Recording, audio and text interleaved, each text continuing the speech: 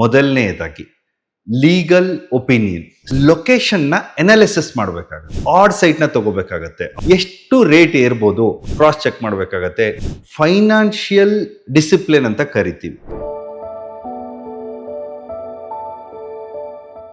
ಎಲ್ರಿಗೂ ನಮಸ್ಕಾರ, ನಾನು ನಿಮ್ಮ Vijay Kumar from kites design and construction. ಜೀವನದಲ್ಲಿ ಎಲ್ರಿಗೂ ಒಂದು ಸೈಟ್ ತಗೋಬೇಕನ್ನೋ ಒಂದು ಆಸೆ ಇರುತ್ತೆ. ಸೊ ಸೈಟ್ ತಗೋಬೇಕಾದ್ರೆ ಏನೆಲ್ಲ ಬೇಸಿಕ್ ಪ್ಯಾರಾಮೀಟರ್ಸ್ನ ಕನ್ಸಿಡರ್ ಮಾಡಬೇಕು ಅಂತ ಇವತ್ತು ಡಿಸ್ಕಷನ್ ಮಾಡ್ತಾ ಇದ್ವಿ. ಮೊದಲನೆಯದಾಗಿ ಲೀಗಲ್ ಒಪಿನಿಯನ್. ಸೊ ಲೀಗಲ್ ಆಗಿ ಎಲ್ಲ ಡಾಕ್ಯುಮೆಂಟ್ಸ್ ಅಂದರೆ sale deed, mother deed, encumbrance certificate ಮತ್ತು ಲೇಟೆಸ್ಟ್ ಟ್ಯಾಕ್ಸ್ ರಿಸಿಪ್ಟ್ ಮತ್ತು EC. ಸೊ ಎಲ್ಲನೂ ಮುಂಚಿತವಾಗಿಯೇ ಕಲೆಕ್ಟ್ ಮಾಡಿಕೊಂಡು ಪ್ರಾಪರ್ ಆಗಿರೋ ಲೀಗಲ್ ಒಪಿನಿಯನ್ನ ತಗೊಳ್ಳೋದು ತುಂಬ ಇಂಪಾರ್ಟೆಂಟ್ ಆಗುತ್ತೆ. ಇದರ ಜೊತೆಗೆ ಆ ಒಂದು ಪ್ರಾಪರ್ಟಿ ಮೇಲ್ಗಡೆ ಅವರಿಗೆ ಯಾವುದೇ ಥರದ ಒಂದು ಲೋನ್ ಇದೆನಾ ಅಥವಾ ಯಾವುದರ ಒಂದು ಲಿಟಿಗೇಷನ್ ಇದೆನಾ, ಇದನ್ನೆಲ್ಲ ಪ್ರಾಪರ್ ಆಗಿ ಕ್ರಾಸ್ ಚೆಕ್ ಮಾಡಿನೇ ನೀವು ಮುಂದಕ್ಕೆ ಹೋಗಬೇಕಾಗುತ್ತೆ. ಎರಡನೇದಾಗಿ ಲೊಕೇಶನ್ನ ಅನಾಲಿಸಿಸ್ ಮಾಡಬೇಕಾಗತ್ತೆ. ಕೆಲವೊಂದಿಷ್ಟು ಸರ್ತಿ ಅವರ ಪ್ಲಾಟಿಗೆ ಅಥವಾ ಸೈಟಿಗೆ ಹೋಗೋಕ್ಕೆ ಸರಿಯಾದ ರೀತಿಯಲ್ಲಿ ಸರಿಯಾದ ವಿಡ್ತಲ್ಲಿ ರೋಡ್ ವಿಡ್ತ್ ಇದೆನಾ ಅನ್ನೋದನ್ನ ಮೊದಲನೇದಾಗಿ ಕನ್ಸಿಡರೇಷನ್ ಮಾಡ್ಕೋಬೇಕು. ಎರಡನೇದಾಗಿ ನಿಯರ್ ಬೈ ಯಾವ್ದಾರ ಹಾಸ್ಪಿಟಲ್ಸ್ ಇದಾವ, ಸ್ಕೂಲ್ಸ್ ಇದೆನಾ, metro station, bus stand, bus ಎಲ್ಲ ಅಲ್ಲಿ ಪ್ರಾಪರಾಗಿ ಬರ್ತಾ ಇದೆನಾ ಇಲ್ಲೋ ಅನ್ನೋದನ್ನು ಪ್ರಾಪರಾಗಿ ಕ್ರಾಸ್ ಚೆಕ್ ಮಾಡ್ಕೋಬೇಕಾಗತ್ತೆ. ಸೊ ಅದ್ರ ಜೊತೆಗೆ ನೇಬರ್ ಪ್ರಾಪರ್ಟಿ ಅಂದರೆ ನಾಳೆ ಇನ್ನೂ ಒಂದು ಯಾವ್ದಾರ ಒಂದು ಹೊಸ ಪ್ರಾಪರ್ಟಿ ಬರ್ತಾ ಇದೆ ಅಂದರೆ ಆ ಪ್ರಾಪರ್ಟಿ ವ್ಯಾಲ್ಯೂಯೇಷನ್ ನಿಮ್ಮ ಸೈಟಿಗೆ ಎಷ್ಟು ಬೆಳೆಸೋದಕ್ಕೆ ಹೆಲ್ಪ್ ಆಗುತ್ತೆ ಅನ್ನೋದು ಕೂಡ ತುಂಬ ಇಂಪಾರ್ಟೆಂಟ್ ಆಗುತ್ತೆ. So location analysis first one ಬಂದು ಲೀಗಲ್ ಅಡ್ವೈಸರಿ ಯಾವ ಥರ ತಗೋತಿರೋ ಅದೇ ಥರ ಲೊಕೇಶನ್ ಅನಾಲಿಸಿಸ್ ಕೂಡ ತುಂಬ ಇಂಪಾರ್ಟೆಂಟ್ ರೂಲ್ ತಗೊಳುತ್ತೆ.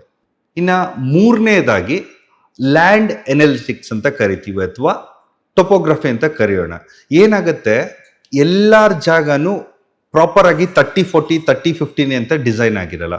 ಸೊ ಕೆಲವೊಂದಿಷ್ಟು ಸಂದರ್ಭದಲ್ಲಿ ನೀವು ಆಡ್ ಸೈಟ್ನ ತಗೋಬೇಕಾಗತ್ತೆ. ಆಡ್ ಸೈಟ್ ಅಂದರೆ ಕಾರ್ನರ್ ಅಲ್ಲಿ ಒಂದ್ ಕಡೆ 30 ಅಡಿ ಇದ್ರೆ ಇನ್ನೊಂದ್ ಕಡೆ 33 ಅಡಿ 34 ಅಡಿ ಇರ್ಬೋದು ಅಥವಾ 22-23 ಅಡಿ ಇರ್ಬೋದು. ಸೊ ಇದನ್ನ ಪ್ರಾಪರ್ ಆಗಿ ಅವರು ನಿಮ್ಮ ಏರಿಯಾಗೆ ಅದು ಸೆಟ್ ಆಗುತ್ತೋ ಇಲ್ಲೋ, ನಿಮ್ಮ ಒಂದು ಲ್ಯಾಂಡ್ ಕ್ಯಾರೆಕ್ಟರಿಸ್ಟಿಕ್ಸ್ ಪ್ರಾಪರ್ ಆಗಿ ಸೆಟ್ ಇದೆಯೋ ಇಲ್ಲೋ ಅನ್ನೋದು ಕ್ರಾಸ್ ಚೆಕ್ ಮಾಡಿ. ಕೆಲವೊಂದಿಷ್ಟು ಸರ್ತಿ ಏನಾಗುತ್ತೆ ಅಂದ್ರೆ ಪ್ರಾಪರ್ಟಿ ಈ ತರ ಸ್ಲೋಪ್ ಇರುತ್ತೆ, ಅಂದ್ರೆ ಏನಾಗ್ಬಿಡತ್ತೆ, ಮುಂದೆ ಲೆವೆಲ್ ನಾರ್ಮಲ್ NGL ಅಂತ ಕರಿತೀವಿ, ನ್ಯಾಚುರಲ್ ಗ್ರೌಂಡ್ ಲೆವೆಲ್ ಇದ್ರು ಕೆಳಗಡೆ ಬರ್ತಾ ಬರ್ತಾ 5 ಅಡಿ 6 ಅಡಿ ಡೌನ್ ಇರೋ ಚಾನ್ಸಸ್ ಇರುತ್ತೆ. ಸೊ ಅದನ್ನ ನೀವು ಪ್ರಾಪರ್ ಆಗಿ ಕ್ರಾಸ್ ಚೆಕ್ ಮಾಡ್ಕೊಳ್ಳಿ. ಇನ್ನು ಮೂರನೇದಾಗಿ ಏನಾಗುತ್ತೆ, ಆ ಪ್ರಾಪರ್ಟಿ ಒಂದು ರೋಡಲ್ಲಿ ಯಾವ್ದಾದ್ರು ಗೌರ್ಮೆಂಟ್ ಪ್ರಾಪರ್ಟಿ ರೋಡ್ ಇದೆನಾ ಅಥವಾ ಏನಾದ್ರು ಫ್ಯೂಚರ್ ಅಲ್ಲಿ ಈ ತರ ಯಾವ್ದೋ ಒಂದು ಬಂದ್ಬಿಡತ್ತೆ. ಇನ್ನು ಏನಾಗುತ್ತೆ, ಬಯಪ್ಪ ಅಪ್ರೂವಲ್ ಅಂತ ಕರಿತೀವಿ. ದೇವನಹಳ್ಳಿ ಹತ್ರ ಏರ್ಪೋರ್ಟ್ ಪಕ್ಕ ನಾನು ಜಾಗ ತಗೋತೀನಿ ಅಂದ್ರೆ ಹೈಟ್ ರಿಸ್ಟ್ರಿಕ್ಷನ್ಸ್ ಇರುತ್ತೆ. ಇಷ್ಟು ಅಡಿ ಹೈಟಿಗೆ ಹೋದ್ಮೇಲೆ ಅಂದ್ರೆ 3 ಫ್ಲೋರ್ 2 ಫ್ಲೋರ್ ಅಷ್ಟೇ ರಿಸ್ಟ್ರಿಕ್ಷನ್ಸ್ ಕೊಡ್ತಾರೆ. ಅಲ್ಲಿ ನಾವು ಮೇಲ್ಗಡೆ ಕಟ್ತೀವಿ ಅಂದ್ರೂ ಆಪ್ಷನ್ ಇರಲ್ಲ. ಸೊ ನೀವು ಒಂದು soil safe bearing capacity of soil ಮತ್ತೆ ನಿಮ್ಮ ಸೈಟ್ ಸೈಜು ತುಂಬಾ ಮ್ಯಾಟರ್ ಆಗುತ್ತೆ.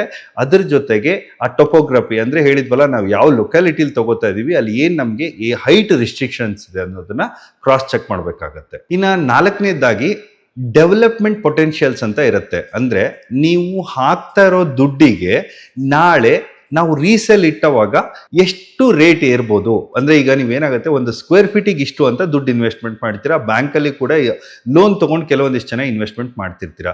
ಸೊ ನಾಳೆ ಫ್ಯೂಚರಲ್ಲಿ ಇಲ್ಲಿ ಒಂದು ಮಾಲ್ ಬರುತ್ತೆ, ಇಲ್ಲೊಂದು ಸ್ಕೂಲ್ ಬರುತ್ತೆ, ಇಲ್ಲೊಂದು ಮೆಟ್ರೋ ಸ್ಟೇಷನ್ ಬರುತ್ತೆ ಅಂದವಾಗ ಆ ಲ್ಯಾಂಡ್ ಪ್ರೈಸ್ ಇನ್ಕ್ರೀಸ್ ಆಗ್ತಾ ಇರುತ್ತೆ. ಕೆಲವೊಂದಿಷ್ಟು ಜಾಗಗಳು 10 ವರ್ಷ 15 ವರ್ಷ ಆದ್ರೂ ಅದು ಡೆವಲಪ್ಮೆಂಟೇ ಆಗಲ್ಲ.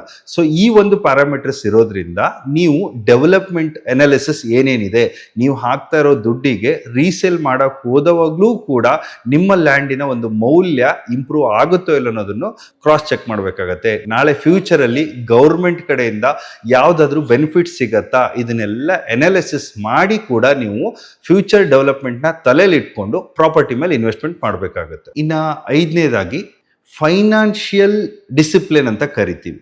ಈಗ ಏನಾಗುತ್ತೆ, ಪ್ರಾಪರ್ಟಿ ಅಂತ ಅಂದವಾಗ ಆ ಪ್ರಾಪರ್ಟಿ ಡೆವಲಪ್ಮೆಂಟ್ ಮಾಡಕ್ಕೆ ಕೆಲವೊಂದಿಷ್ಟು ಜನ ಕೆಲವೊಂದು ರೀತಿಯಲ್ಲಿ ಇನ್ವೆಸ್ಟ್ಮೆಂಟ್ ಮಾಡಿರ್ತಾರೆ.